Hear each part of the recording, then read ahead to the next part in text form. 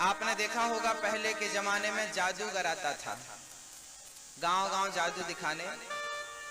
एक जादूगर आया, उसने रस्सी का सांप बना दिया। एक जादूगर आया, कपड़ा डाला और क्या मंत्र पढ़ा और उसने पैसे बना दिए। 500 की गड्डियां, कितनी सारी गड्डियां पैसों की। और जब खेल खत्म हो गया तो कटोरा उठाया और 2-2 रुपए मांगने लगा, भैया दे दो, पेट का सवाल है, दे दो पेट का। अब प्रश्न ये खड़ा है कि तूने 500 की अभी गड्डी दिखाई थी और अब 2-2 रुपए मांग रहा है। बोले महाराज वो जो दिख रहा था वो सच नहीं था। सच ये है कि मैं 2-2 रुपए मांग रहा हूं। जो दिख रहा है वो सच नहीं है। ऐसे ही संसार में जो दिख रहा है वो सच नहीं है, हम उसे सत्य मान लेते हैं।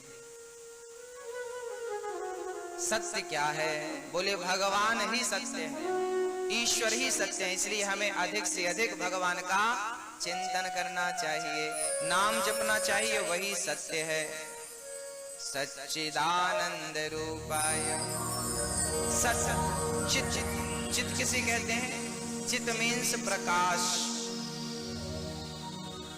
प्रकाश के रूप में बताइए भगवान कहां है? भैया जी, मैया, ओ मैया, पीछे वाली मैया से बोलो, पंचायत कर रही है। ये देखो पंचायत चल रही है। नहीं, आप मत कहो, आप मत कहो, हम कह लेंगे। आप कहेंगे बुरा मान जाएंगे। बोलो राधे राधे।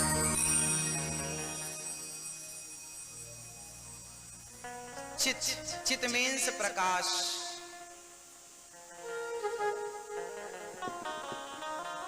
प्रकाश, ईश्वर का नाम है प्रकाश। प्रकाश स्वरूप है भगवान। कहां रहते हैं भगवान? भैया जी बताओ, भगवान कहां रहते हैं? कहां रहते हैं बताइए, आपका अनुभव बताइए। ईश्वर कहां रहता है? कहां रहता है? यहां पर रहता है। किस किस के यहां पर भगवान है? हाथ उठाओ। किस किस के हृदय में, दिल में भगवान है? हाथ उठाओ। पीछे वाले आपके दिल में है, मैया आपके दिल में, सबके दिल में। अच्छा, यहां भगवान है ना, तो चलो एक्सरा करा लेते हैं। एक्सरा कराने से जो अंदर होता है ना दिख जाता है, तो एक्सरा करा लें तो दिखेंगे भगवान। हाँ? आप कह रहे हैं कि भगवान यहां है, तो हम कह रहे हैं एक्सरा करा लेते हैं। आप और हम वर्षों से यही सुनते आए हैं कि भगवान हृदय में रहता है। भगवान हृदय में रहते हैं, ईश्वर हृदय में रहता है। ये बात सच तो है, पर गोस्वामी तुलसीदास जी इस बात पर क्या कह रहे हैं जरा उनसे पूछ लेते हैं। तुलसीदास जी कहते हैं, सत्य बराबर तप नहीं, झूठ बराबर पाप, जाके हृदय साच है, प्रभुता के हृदय आप। सत्य बराबर तप नहीं, सच से बड़ा कोई तप नहीं है। सबसे बड़ी तपस्या क्या है? क्या है? सबसे बड़ी तपस्या है सच बोलना। जो सच बोलता है उसे जंगल में जाके समाधि लगाने की जरूरत नहीं पड़ती, वो घर में ही भगवान का भक्त हो जाता है, जो सत्य के मार्ग पर चलता है। सत्य बराबर तप नहीं, झूठ बराबर पाप। इस संसार का सबसे बड़ा पाप क्या है? क्या है पाप? शास्त्र कहते हैं कि नहीं असत्य सम पातक पुंजा, असत्य से बड़ा, झूठ से बड़ा दुनिया में कोई पाप नहीं। सबसे बड़ा पाप क्या है? झूठ बोलना पाप है। अच्छा, आप लोगों ने बचपन में सुना होगा, कहा होगा, झूठ बोलना पाप है। नदी किनारे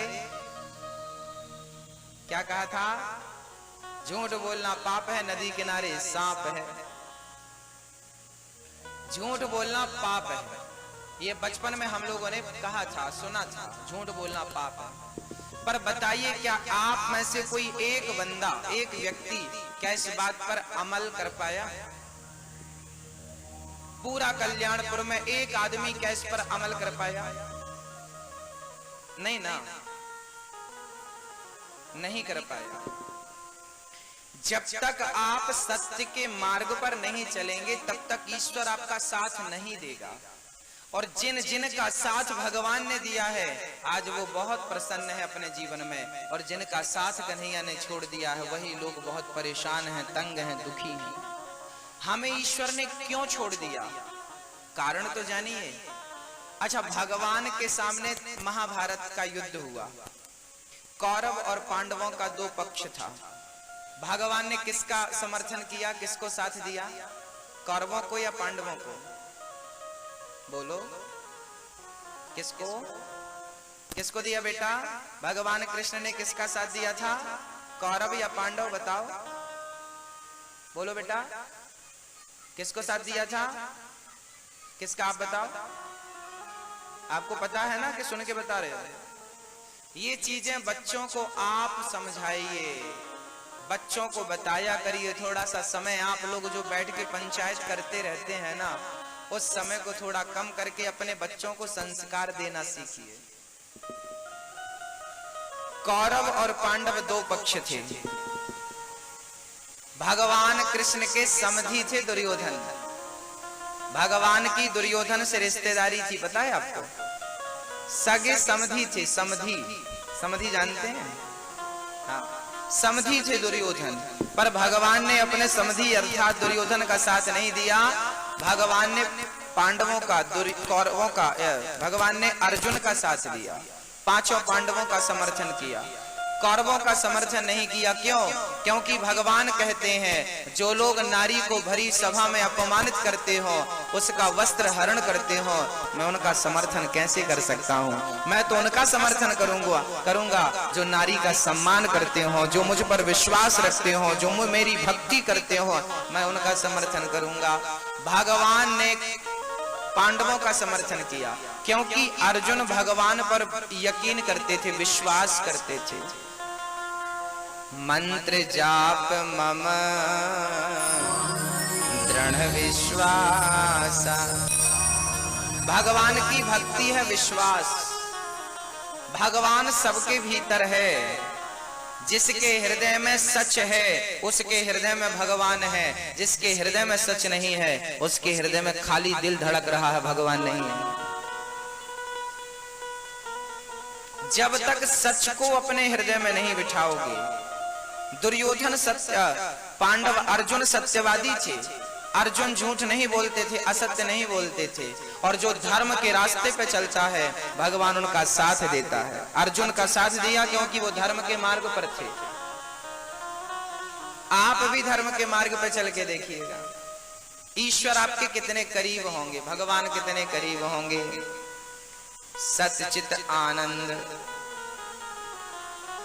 ईश्वर का एक नाम है आनंद। भगवान का नाम क्या है? नंद के आनंद भयो,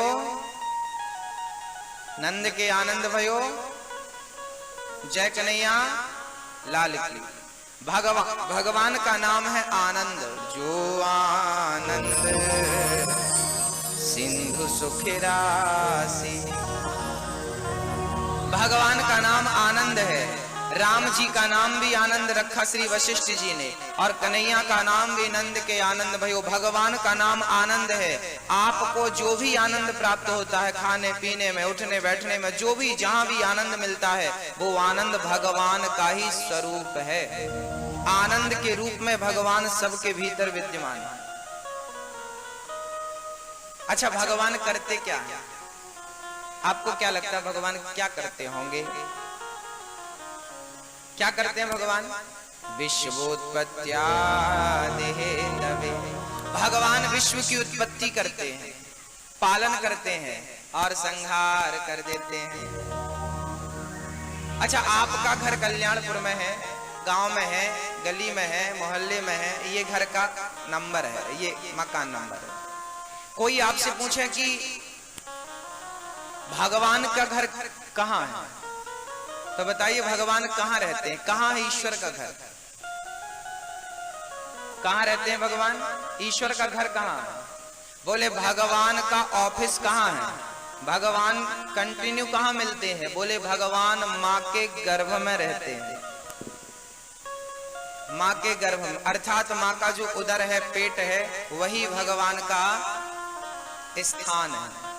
अच्छा, आप 9 महीने तक अपनी माँ के पेट में थे, तो बताओ आपको किसने आंख दी, कान दिया, हाथ दिया, पांव दिया और बिल्कुल सही जगह पर व्यवस्थित किया? सही है ना? कौन था? माता पिता ने। माँ ने तो केवल 9 महीने पेट में रखा, पिता ने तो केवल अपना तेज, अपना वीर्य माँ के गर्भ में स्थापित किया। भाई किसान खेत में बीज ही तो बो सकता है, उसे किसान थोड़ी कर सकता है। अंकुरित करने वाला तो कोई और है। कौन सा दाना अंकुरित करना है और कौन सा दाना अंकुरित नहीं करना, ये ईश्वर के हाथ में है। क्या आपके हाथ में है? जितना आप बोते हैं क्या सारा अंकुरित होता है? कुछ होता है? कुछ नहीं होता। तो हम बो ही सकते हैं, खातू डाल सकते हैं, खाद डाल सकते हैं, जल सींच सकते हैं, अंकुरित नहीं कर सकते। अंकुरित करना विधाता का काम। ऐसे ही पिता ने माँ के गर्भ में बीज की स्थापना कर दी। अब माँ गर्भवती हो गई। 9 महीने तक कौन था जो सही समय पे आपको खाना दिया? माँ पेट में जाती थी क्या खाना देने आपको? रोटी ले ले, पानी पी ले। 9 महीने तक बिना खाए बिना पिए आप जिंदा रहे कि नहीं? सही जगह पर आंख लगाई, हाथ लगाया, कान लगाया। सोचो आपकी आंख यहां लगा दी होती और कान यहां लटका दिया होता तो कैसे रखते आप? सारा व्यवस्थित बनाया ना ईश्वर ने आपको। कौन है वो जिसने आपको बनाया है? उसे कहते हैं पालनहार, जो माँ के गर्भ में बैठ करके आपका निर्माण किया, हमारा निर्माण किया। उस परमात्मा से आपने माँ के गर्भ में वादा किया था कि प्रभु मुझे इस गर्भ से बाहर निकालो, बड़ा कष्ट है, बड़ी पीड़ा है। आपने कहा था बाहर निकालो। भगवान बोले तू भूल तो नहीं जाएगा मुझे? तब आपने हाथ जोड़कर कहा था विधाता मैं आपको कभी नहीं भूलूंगा। पर जैसे ही माँ के गर्भ से आए, ये संसार की माया और मोह देखा, तो आप माया में ऐसे उलझे कि जिस परमात्मा ने बाहर किया था आप उसी को अपने हृदय से बाहर निकाल चुके हैं, भूल चुके हैं उस परमात्मा को। कौन है वो जिसने आपको माँ के गर्भ में दर्शन दिया था? कहते हैं हर बच्चे को भगवान माँ के गर्भ में दर्शन देता है और अपना दर्शन देकर ही, कहकर ही भेजता है कि जा अब संसार में ऐसे कर्म करना कि माँ के इस गंदे गर्भ में आना ना पड़े। संसार के जन्म और मृत्यु के चक्कर से मुक्त होकर सदा सदा के लिए तो मेरी शरण में आ जाना। जा, मुझे भेज रहा है भगवान संसार में मोक्ष पाने के लिए, मुक्ति पाने के लिए। पर हम संसार में आते हैं और फिर उलझ जाते हैं। अच्छा, हम लोगों की हालत कैसी है वो मैं कह रहा हूं, जरा समझिएगा। एक कुत्ता था, वो आपके घर पे आया, आवाज लगाई, भौंका, तो घर की मालकिन ने निकल करके एक लाठी जमाई उसके पांव में। वो कुत्ता कहीं कहीं करके भागा। दूसरे घर पे गया तो वहां भी एक लाठी पड़ी। तीसरे घर पे गया, वहां भी एक लाठी पड़ी। चौथे घर पे गया तो आधा रोटी का आधा टुकड़ा कुत्ते को दे दिया। मालकिन ने निकलकर कुत्ते को आधी रोटी खिलाई। कुत्ता पूंछ हिला करके आधी रोटी खाने लगा। एक साधु जी देख रहे थे। साधु जी ने कहा उस कुत्ते से, क्यों, तुझे 3 घर डंडे मिले और 1 घर रोटी मिली, अब बोल कल से तू आएगा? लोग तुझे मारते हैं, लाठी मारते हैं, तेरी टांग तोड़ डाली। कुत्ता बोला महात्मा जी मैं कल भी आऊंगा, परसों भी आऊंगा। महात्मा जी बोले तुझे 3 घर में लाठियां पड़ी, भूल गया क्या? कुत्ता बोला 3 घर में लाठियां मिली तो क्या हुआ, चौथे घर पे रोटी भी तो मिली थी।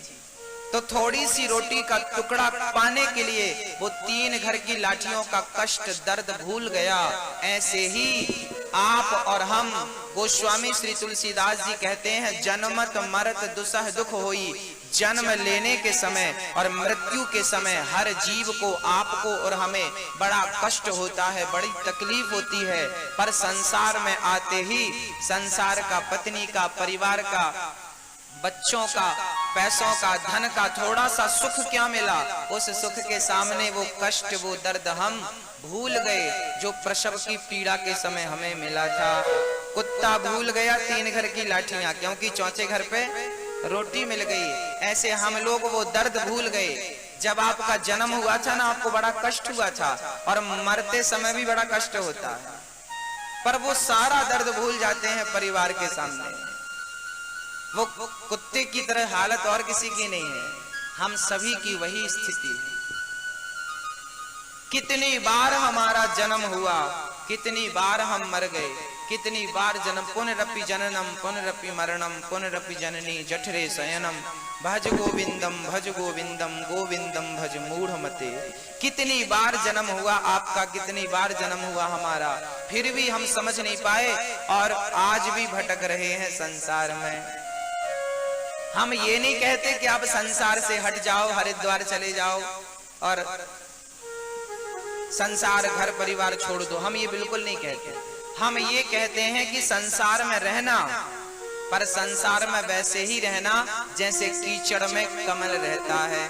संसार में रहकर भी संसार में आसक्त नहीं रहना, संसार से परे हो जाना।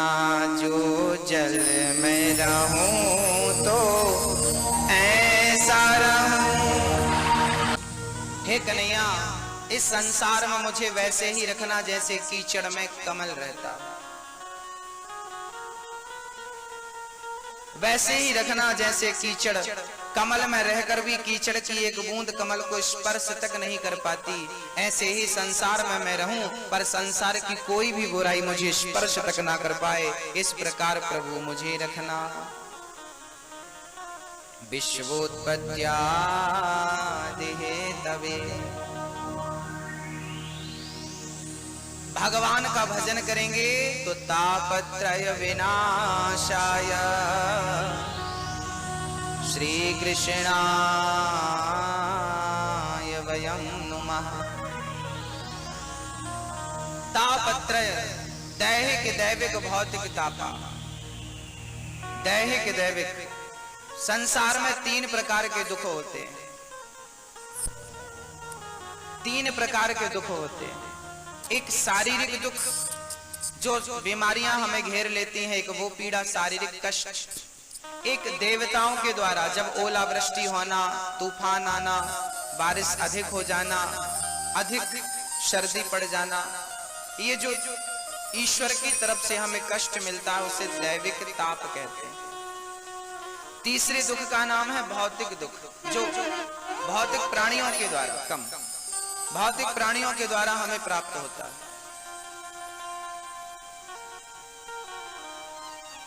दैहिक दैविक भौतिक तापा। संसार का हर व्यक्ति दुखी है, कोई तन दुखी, कोई मन दुखी, कोई धन बिन रहते उदास, थोड़े थोड़े सब दुखी, सुखी राम के दास। कोई तन दुखी, कोई मन दुखी, कोई तन से दुखी है, कोई मन से दुखी है। संसार में सुखी कौन है? कोई तन का रोगी है, कोई मन का रोगी है, कोई धन के बिना परेशान। सुखी कौन है बताओ, एक का नाम बताओ। आपके कल्याणपुर में पूरे गांव में एक